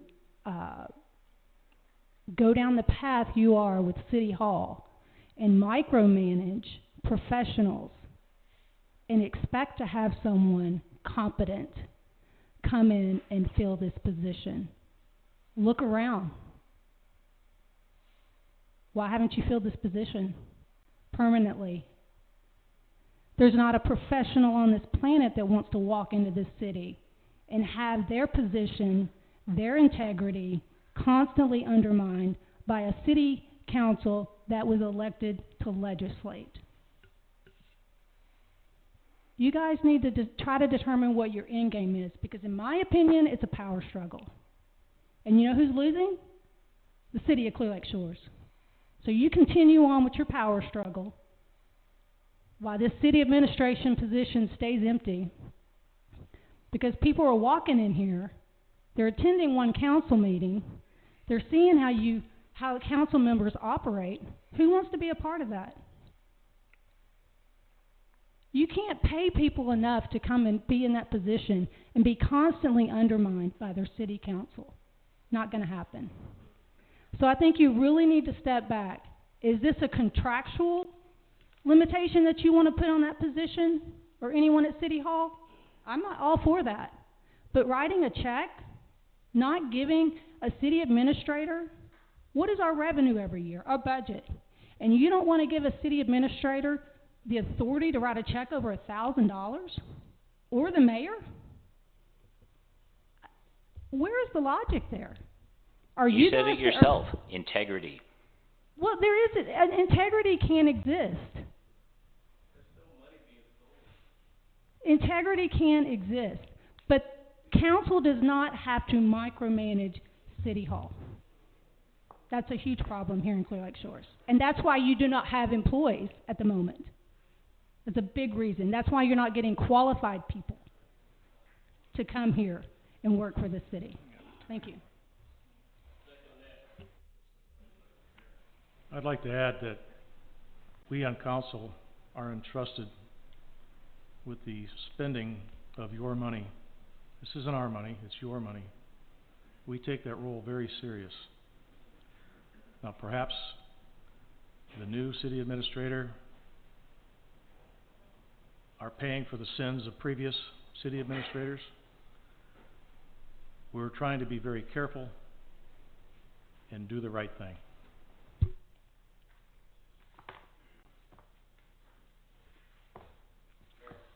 Yes, sir. Patrick Michalski, 1019 North Shore. I think we're getting confused about the terminology. I worked for 18 years in the governor's office in South Carolina. I worked for 18 at UTMB. You have contractual authority, and then you have check payment. Two different things. UTMB, I had authority to spend up to $100,000 per PO. I could sign checks for $1 million, but those $1 million payments were pre-approved by the right person, okay? So you have contractual agreements, and there were people there in our purchasing and accounts payable that had no authority to spend a dime, but they were sending checks out every day. You had the administrative support people approving the invoices coming in, but those were already pre-approved on a purchase order. So I think the thing I see is a little bit confusing, because writing a check for a pre-approved, let's say, for EDS to come in and clean up the landscape, if you have a contract with EDS that the city council has approved that includes cleaning up dead landscape, cutting grass, cleaning out ditches, then you can spend up to that authority, okay? You can write checks. There's no difference in writing a check for $1,000 or $10,000 if it's approved in that contractual agreement. I think what I'm hearing is there are contractual agreements being made and then checks being written that city council's not aware of, and there's two different things. There's a contractual thing that I think you're wanting to get more accountability on, not the check writing for CenterPoint, $1,500 for the electric bill. Two different things. So hopefully, maybe I've helped here. Thank you. Well, exactly. That's the idea, is just any new contractual agreements or any checks that are going to be written for more than $1,000, I want that to come before council for transparency. There have been abuses of that in the past, and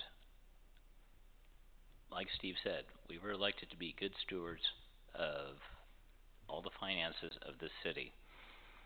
And unfortunately, I personally feel like we have been, I'll say, left in the dark on a lot of decisions that have gone on.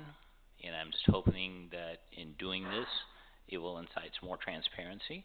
It does not necessarily have to be permanent. Back in 2014, they, when Mayor Johnson was here, they approved raising it to $10,000. I believe it was $5,000 is what it was originally. That wasn't in the paper that I read.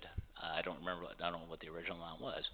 It does not necessarily have to be something permanent, but just to hopefully instill and start getting some more transparency into some of the things that are going on in the city. That is why I'm proposing this.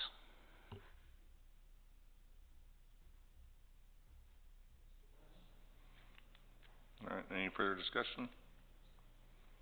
So I just want to make sure we are talking about contracts. I mean, like Mr. Michalski said, and I think what Georgette was alluding to, I believe she thinks we're going to stop paying our bills with what you're proposing. Am I clear that it's just the contracts, it's not the other items? Absolutely. Is that correct? Well, you just said check writing just now. Entering into agreements. Yeah, the motion was amended to only address 2.68 to reduce it from 10,000 to 1,000. Yeah, just make sure, because you said check writing just now.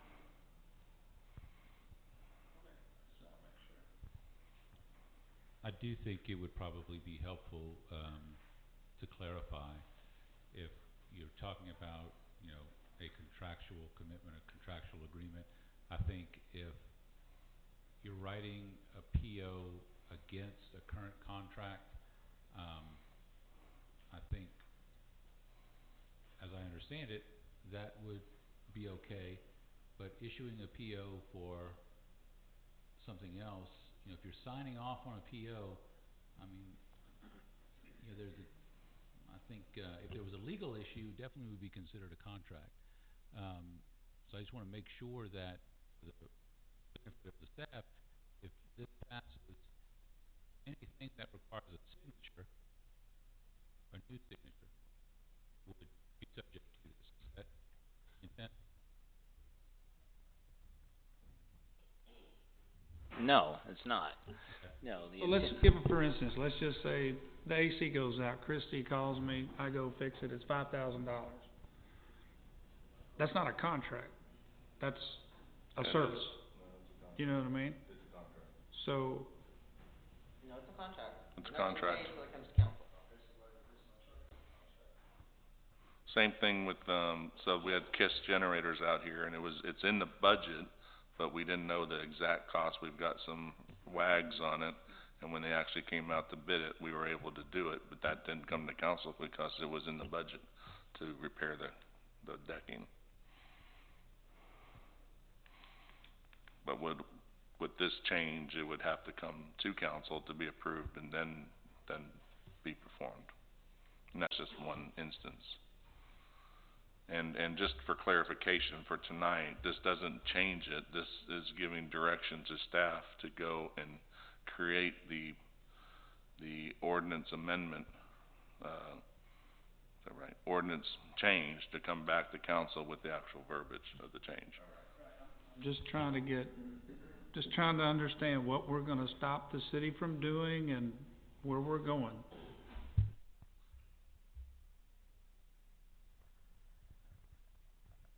So, my 2 cents is, I think $1,000 is pretty low. That's my 2 cents. I think if we're gonna do that and we're trying to promote transparency, I think we need to raise that number up some. So if there's something like that happens, that they can operate and not every little thing comes back to us. I agree with the contractual stuff, that hey, anything over $10,000, it should come to us anyway. I think that in the past, I mean, quite frankly, we've kind of abused it. The whole thing with the EDC that we just went through, we should have done that a lot smoother, and all that should have been up front. And I'm not blaming that on any one person, I'm just saying, that makes us all look bad. We all should take a little bit of credit from that and say, we need to be better at that. You know, just like tonight, maybe we should have waited till we got the rest of their proposal and just approved all of it at one time. So now we're gonna have to come back and do that again. You know, we need to leave them with some money to operate, and I agree with the fact that I think we should lower it and try it and see what happens. It may not work at all. We may have to bump it back up, but we can make that change at any time. And I don't think it's gonna discourage somebody from coming here. I mean, if somebody is gonna wanna hire on here and they don't wanna deal with the city council, I'm sorry, but that's how our city works. Okay, that's just how it works. So you know, going in, this is how it works. It's not different than this. It's been this way as long as we've been a city. So it's not different. So I disagree with Georgette. We're not gonna discourage people from coming. We're trying to be good stewards of the money we have. That's all we're trying to do. I think the message that something like this might send, would certainly should be clarified. Regardless of the policy direction that you all go this evening, one thing I would certainly recommend is that you all express these concerns to the new city administrator. Let them know what their expectations are, what your expectations are of them and how they operate. Let them know what transparency means to you. Regardless of the ordinance, if you can set expectations of the administrator to be transparent and to report as you all want, I would certainly recommend that you have that conversation with that individual and lay it out up front. What your concerns are, what some of the previous history that you may have had an issue with, lay all that out there. Let them know what you want. So I can also bring up another example with the new police cameras, $36,000 that was approved by council. Along with that goes some IT items, and so it's been looked at and switching over from Verizon to AT&T, and that crosses that threshold. So you're talking those type things, talking about the efficiency of the city, that will have to come on as an agenda item, and now we'll bring that forward, and it could delay the possibility of bringing in the body cameras because we don't have the SIM cards for the 5G networks that are going inside the individual cars. Whereas we do have a communications line item in the budget, it's within the budget, it's been looked at by the city administrator and by the mayor, and we can afford it, and we've looked for the lowest cost, which we're providing those savings to the city, but now this will have to come back to council. But why is that such a problem that it's gotta come back for approval? I don't understand that. It's not a problem, it can I mean- definitely come back, it's just time and efficiencies. But we're not talking, you know, we're not talking, oh, it's gonna delay us 30 days. We could have a special meeting and approve anything. We could do that at any time. So I don't understand the urgency of being able to write whatever somebody wants to write. You know, we hear all the time, we heard all the time from Brent, we don't have any money. We're a zero balance budget city. We don't have a lot of extra money. So I think we're trying to do the right thing here. I don't look at this as a personal thing. I don't know where that came from. I'm looking at it as a thing that if it's open to write checks and do whatever someone wants to do without our approval, then how do you get in control of that? How do you stop that from happening? And how do you become transparent to the people that are out there? If we don't have these meetings and the people don't know, they'll never know. That's all done behind closed doors. And the perception might be something totally different. So I personally don't have a problem making myself available. I volunteered for this job. I know what it came with. I need to be available when these meetings need to happen. And all of us need to work together on doing that. I still say $1,000 is pretty low. I would say we need to raise that up. And what that magic number is, I don't know what that looks like. You know, if something happened to the air conditioner, I would hope they could fix it without having to wait several days on a 100-degree day and do something about it. So I don't know if that number is $3,000 or $5,000, but this is how our city operates. It's not what are we doing to our city, it's what are we doing to protect our city. You know, that's my opinion of it. I don't think it's one check. We're not looking at people can't write checks. From what I understand, it's the contractual part. I don't really have a problem with it on the contractual part. I don't. But I think we should raise the amount of money. I think $1,000 is pretty low. I mean, what's y'all's gas card a month? Probably close to 5. Yeah, so, you know, we don't wanna leave you out there with no gas, and we need to call you 911, and you say, hey man, I'm out of gas and the car don't work. You know, I mean, seriously, we need to think about that. So, I personally would say if that's the case, I would probably raise it to 5,000. That's just my opinion. It gives them a little more working room. It's not a vindictive thing. It's a, you know, if anything, we're looking to hire a new city administrator. What I do know about our financial department, we need to solidify that. We have grown since we hired Cheryl, who was a contract worker. And from the indications that I get from her, we're about ready for a full-time person. Well, there's more income. So we need to watch what we spend. And it is not our money. It's y'all's money. Okay? And we were elected to watch your money and our money as citizens. I don't think we can be too cautious, honestly. I think I'd rather have you mad at me for being cautious than me overspending. That's what I'd be willing to live with. All right, well, I'll do a second amendment then. Third one. I'd like to make a motion to amend section -268, spending authority of mayor city administrator, take it from the amount of $10,000, take it down to $5,000. And be the mayor and city administrator may enter in contractual agreements for amounts up to $5,000 now, provided that adequate funds have been approved in the budget for the city. Any contractual commitments in excess of this amount must be approved by city council prior to incurring the obligation.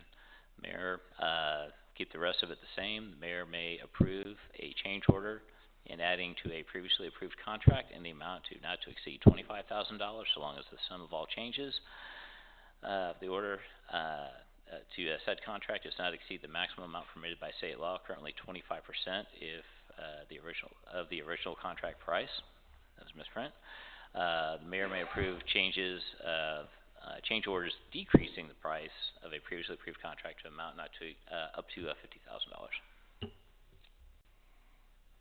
So, amendment by Mr. Fisher. Second, Mr. Cronister. To reduce the, spending from $10,000 to $5,000 for the mayor and city administrator in section 2-68, this will be direction for staff to go off and create an ordinance modification and bring it back at the next, hopefully the February 7th meeting. Any discussion? Having none, all in favor, aye? Any opposed, nay? Nay. 3, 4, 1 against.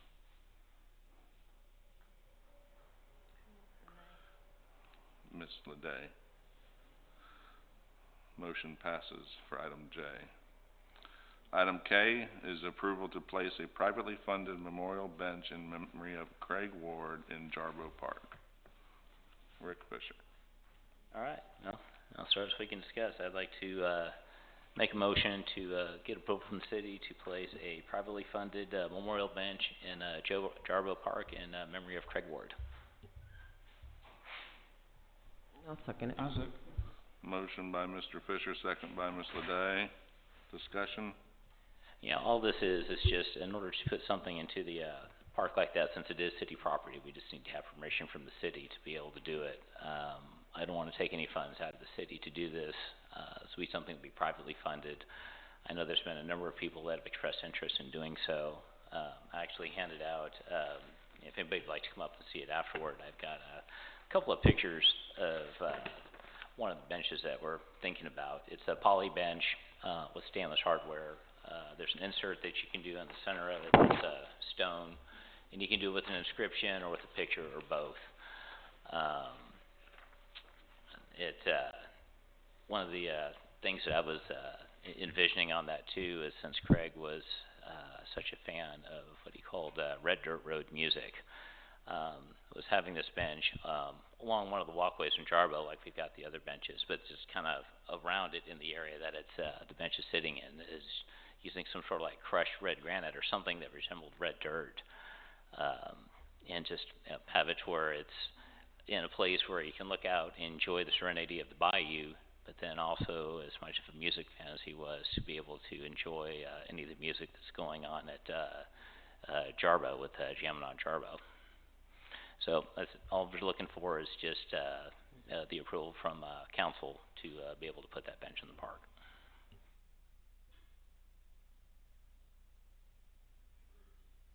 Further discussion? Having none, all in favor, aye? Aye. Any opposed, nay?